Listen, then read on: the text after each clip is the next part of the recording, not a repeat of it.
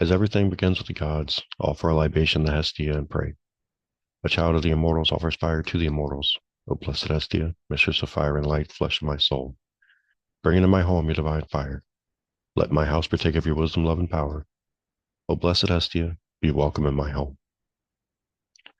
All right, so I normally get these videos done a day or so before, but since we've gotten hammered with snow for the first time since 2017, it's been a little difficult to sit down and record, so I'm doing this the day of release.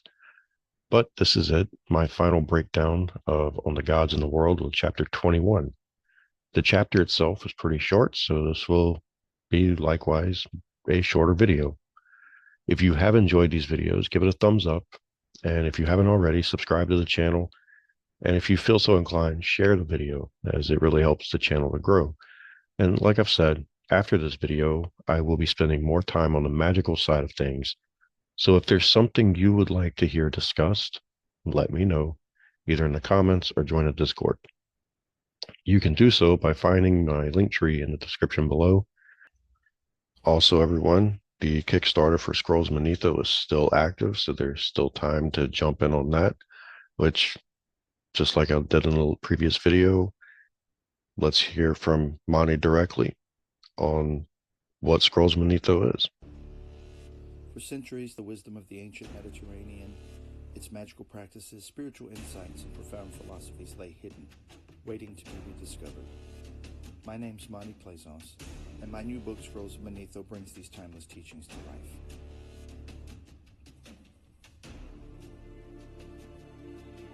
From the magical arts of magia, to the miracle-working practices of thaumaturgy, and up to the soul-elevating path of theurgy. Scrolls of Manetho is both a historical exploration and a practical guide. It's a bridge between ancient wisdom and modern practice. This book is the result of over a decade of study and a 2-year ascetic experiment where I lived without electricity, internet, or distractions to immerse myself in these ancient practices and teachings. What I discovered changed my life, and now I want to share it with you. The book is almost complete, and with your support, I can bring Scrolls of Manetho to life in stunning detail. My goal is to create both a hardcover and a softcover edition filled with step-by-step rituals, historical insights, and personal experiences taken from my journals during that time. Your pledge not only supports this project, but also helps preserve and revive these ancient traditions for future generations. Join me on this journey. Pledge today, and let's bring the Scrolls of Manetho into the hands of seekers around the world. So now let's get into this.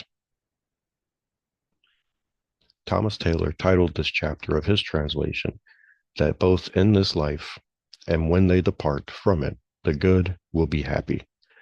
So let's try to understand what he means.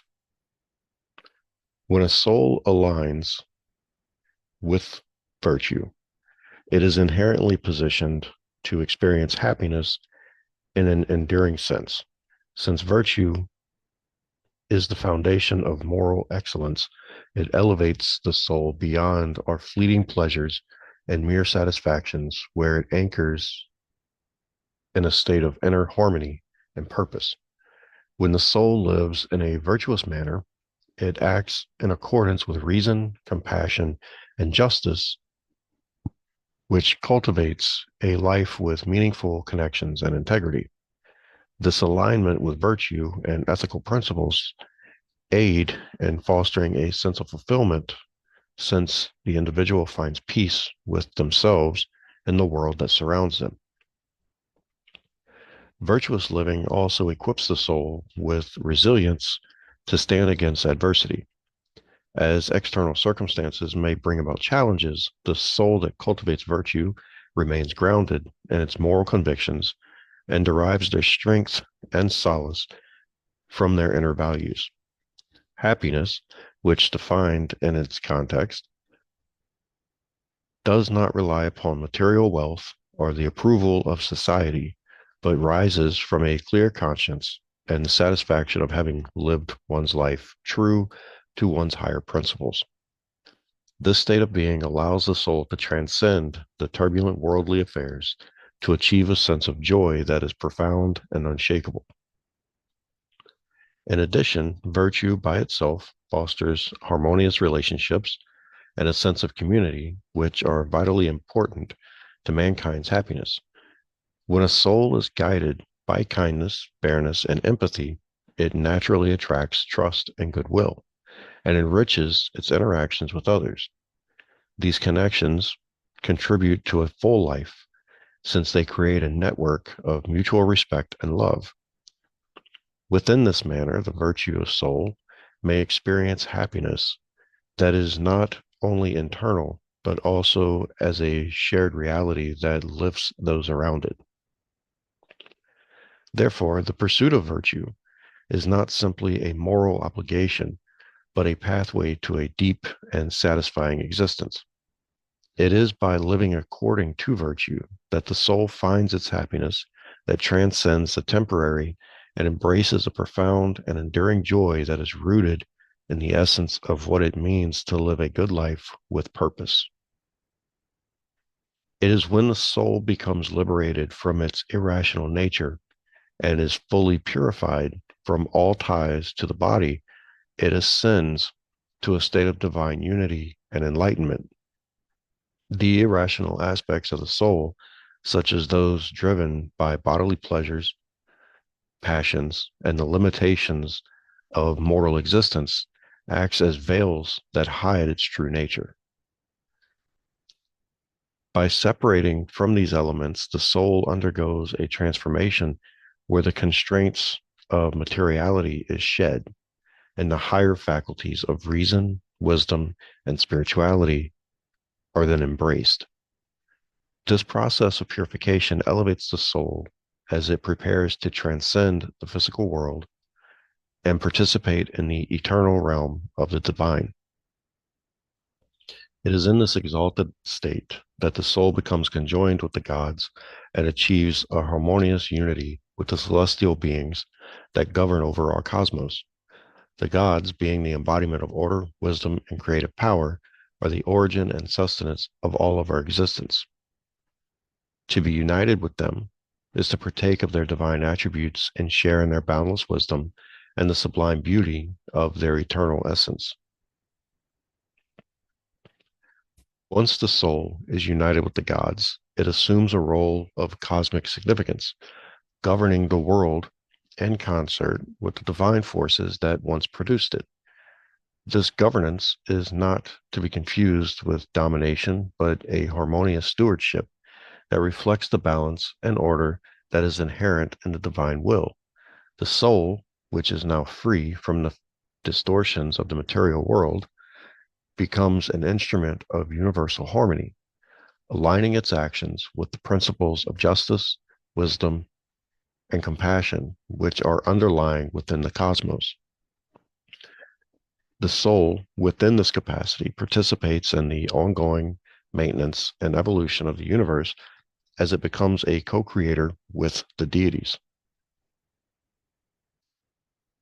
This vision of the soul's destiny illustrates just how connected we all are and the ultimate purpose of spiritual purification, to be freed from our irrationality and the burdens of the body is to ascend to the divine state of being, where the soul experiences unity with the gods, but also contribute to the divine governance of this very world.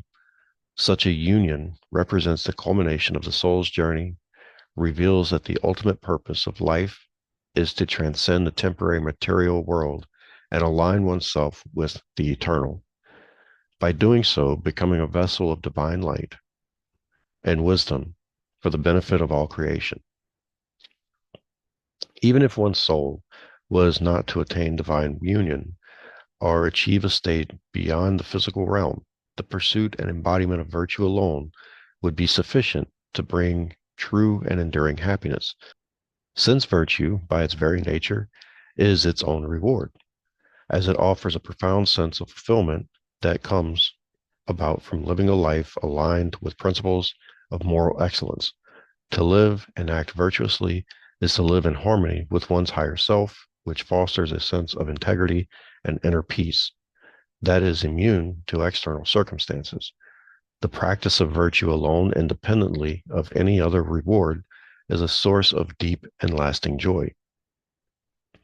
Furthermore, virtue also brings with it the pleasure and glory of leading a life of moral clarity and purpose.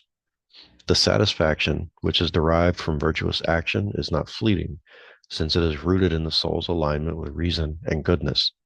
This inner harmony creates and fosters a state of contentment that transcends the pleasure of material success or external validation.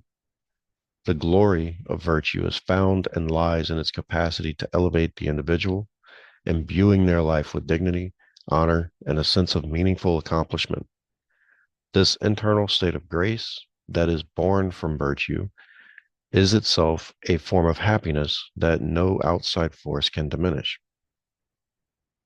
A life which is guided by virtue is also inherently free from sorrow and subjection to others. By cultivating virtues such as wisdom, courage, temperance, and justice, the individual achieves a sense of self-mastery that shields them from the turmoil of uncontrolled passions and the influence of external pressures.